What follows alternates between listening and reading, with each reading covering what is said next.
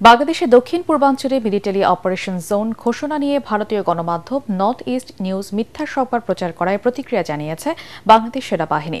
সেনাবাহিনীর পক্ষ থেকে আন্তঃবাহিনী জনসংযোগ পরিদপ্তর আইএসপিআর জানিয়েছে, কক্সবাজার থেকে বান্দরবান মিলিটারি অপারেশন জোন হিসেবে ঘোষণা দিয়েছে বাংলাদেশ। শীর্ষক প্রতিবেদনটি সম্পূর্ণ মিথ্যা, ভিত্তিহীন ও উদ্দেশ্য প্রণোদিত।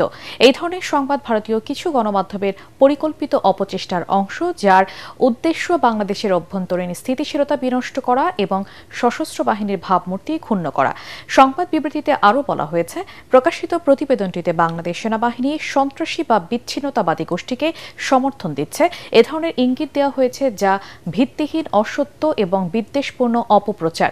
বাংলাদেশ সেনাবাহিনী সবসময় সর্বোচ্চ পেশাদারিত্ব বজায় রেখে জাতীয় সার্বভৌমত্ব, অখণ্ডতা এবং সংবিধান রক্ষায় নিরলসভাবে কাজ করে যাচ্ছে। জাতীয় স্বার্থে সেনাবাহিনী কখনো আপোস করেনি, ভবিষ্যতেও করবে না।